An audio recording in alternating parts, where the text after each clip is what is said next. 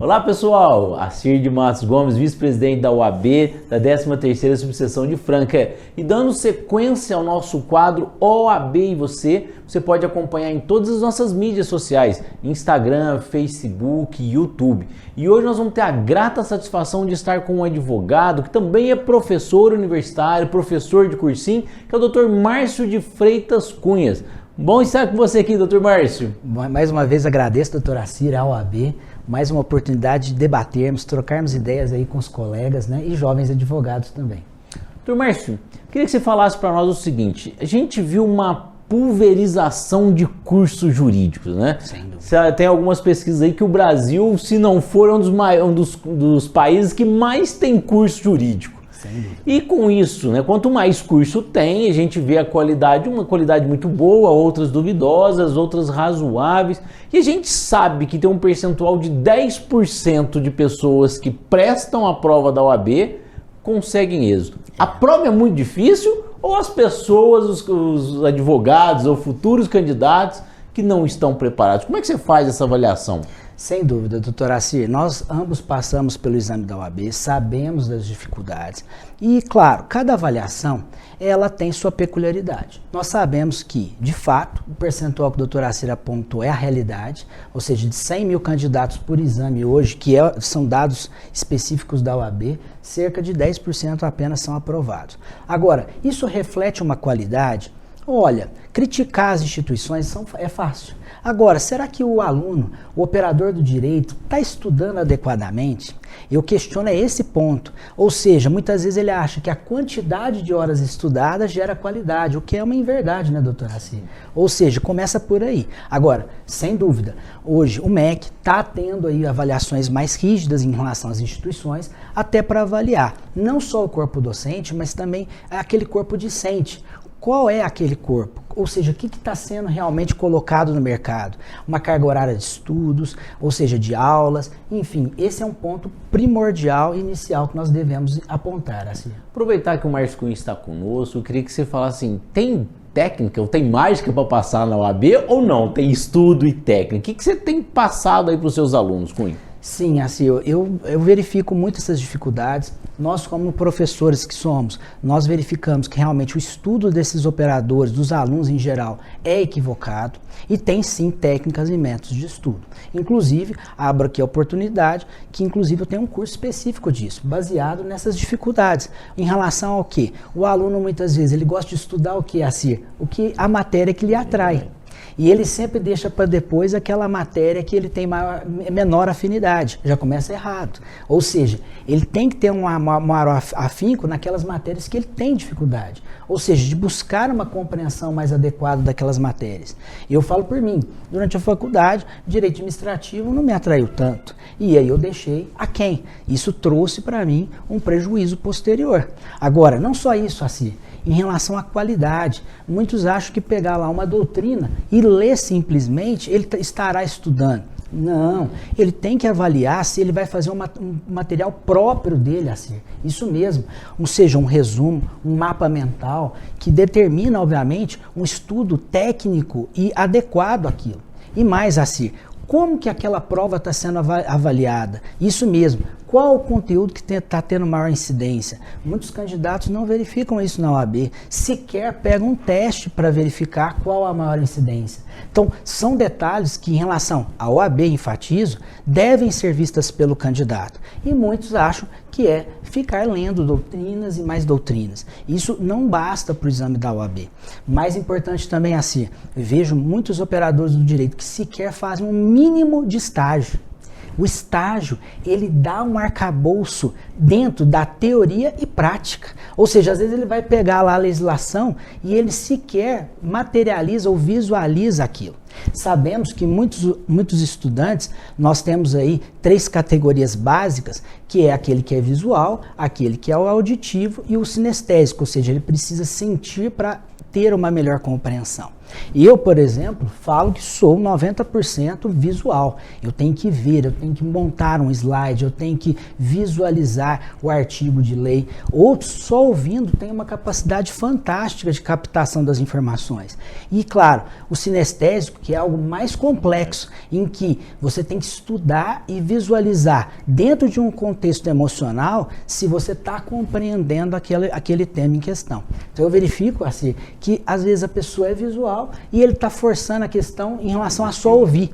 Tanto que eu vejo aluno que em aula ele é super impaciente, ou seja, ele não gosta de ouvir, ele tem que ver, ele tem que visualizar. Então, hoje, o professor ele tem que atender todos esses alunos. E o aluno tem que saber qual a melhor forma em que ele está captando melhor essa informação para ele, claro, ter uma maior retenção. O problema é esse, né, Acir? Às vezes ele começa a ler um livro, está na terceira página, sequer lembra da primeira página. Ou seja, ele não tem concentração, ele não está tendo uma compreensão daquilo que ele está estudando.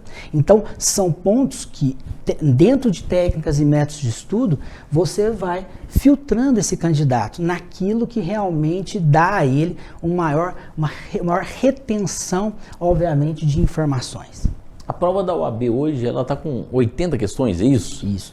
E para ser aprovado tem que ter no mínimo 50%. Pois bem. Não precisa mais ser 50% de cada matéria, isso Com caiu, certeza. é 50% da prova toda. Com certeza. Tem alguma orientação específica, começar com uma matéria ao invés de outra, os pesos são diferentes, como é que você tem avaliado isso para quem está aí acompanhando a OAB? Sem dúvida. Como eu disse agora há pouco, primeiro, você vai estudar aquela matéria que você tem menor afinidade. Porque que você tem afinidade, você vai ter facilidade de estudo. Você vai estudar com maior rapidez, né? Com maior prazer. Ou seja, se você está descansado e começa com aquelas matérias que você tem menor afinidade, a retenção é maior. Já a prova, chegando à pergunta do doutor Acir, é inverso. Você tem que começar nas questões que você tem maior afinidade. Por quê? Porque você vai ter o melhor resultado, e você vai guardar mais tempo para aquelas matérias que você tem maior dificuldade. Ou seja, é uma estratégia na hora da prova, doutor Acir. Agora, sem dúvida, a OAB está diluindo muito o conteúdo, ou seja, eu vejo questões na minha área criminal em que os examinadores da Faculdade Getúlio Vargas, FGV, que é a coordenadora do exame da OAB, junto com a OAB, claro, que é o exame unificado. E eles têm colocado, por exemplo, questões de processo penal com penal e constitucional juntos. Ou seja, o candidato, obviamente, que vai ingressar na carreira jurídica como advogado, ele tem que ter uma visão global. Não basta uma questão simplesmente técnica. E isso eu digo no trabalhista. Eles colocam direito do trabalho, processo do trabalho e constitucional. Ou seja, sempre nessa nuance. Ah, mas e ética? Opa, mas a ética está atrelada às leis também. Ou seja, não só o Estatuto da OAB, não é mesmo assim? Ou seja, o candidato tem que visualizar que o grau de dificuldade é real, sim, mas ele tem que, obviamente, ter um prévio conhecimento globalizado. Não basta mais, às vezes, ele ser simplesmente especialista. Ah, eu só gosto de Estatuto da Criança e Adolescente, eu só gosto de Código de Defesa do Consumidor. Não, ele tem que ter essa visão global agora para a prova. Essa visão, acho que a gente pode dizer assim, de especialista, acho que ele pode deixar para um segundo momento então, né? Depois de passar na prova da OAB. Com certeza. Hoje está muito forte essa questão do nicho, né? A gente vê falar muito, ó, você precisa estar nichado, né? Tem que ser isso, especialista. Você concorda com essa orientação ou não? Ainda tem espaço para um advogado generalista? Isso. Olha, eu acredito sim que o mercado, ele absorve todo e qualquer profissional, assim, eu não nego. Eu entendo sim que o generalista vai continuar existindo. É o normal, quem é jovem advogado, ele tem que, obviamente, sobreviver. Importante, assim, minha experiência de 20 anos, mais de 20 anos de advocacia, os 6 primeiros anos, não sei se foi da mesma forma com você, mas são anos mais difíceis. E que, de fato, muitas vezes é difícil você simplesmente selecionar. Ah, eu vou atuar única e tão somente na área criminal. Mas eu tive a felicidade de ter sócios. E aí nós dividimos por áreas, o que facilita muito a divisão de responsabilidade. Isso é importante. A advocacia gera responsabilidade.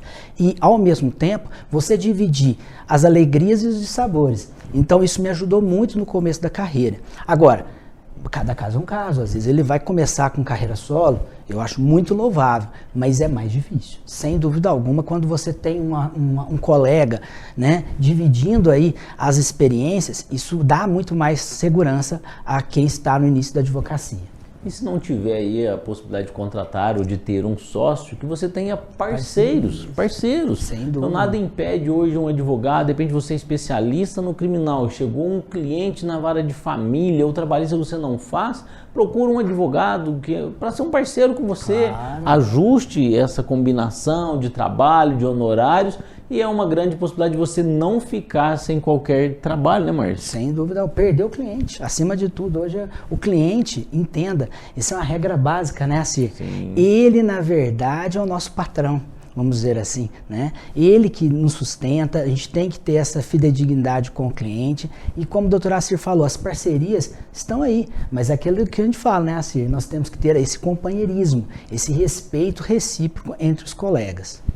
Quero agradecer então ao Dr. Márcio Cunha por também trazer esses novos conhecimentos a respeito da área acadêmica, de como passar na prova da OAB. Saiba que a OAB de Franca está aí de portas abertas para você, para toda a sua estrutura, para todo o seu conhecimento. Eu que agradeço, e a OAB, mais uma vez, sempre está aberta aí a todos os colegas. Basta buscar as comissões, né, doutor Assir, que estão à disposição de todos. Pessoal, quero agradecer então mais uma vez o Márcio Cunha e esse quadro OAB e você. Continue sintonizados aí, ligados nas nossas mídias sociais, Instagram, Facebook e YouTube. Um grande abraço!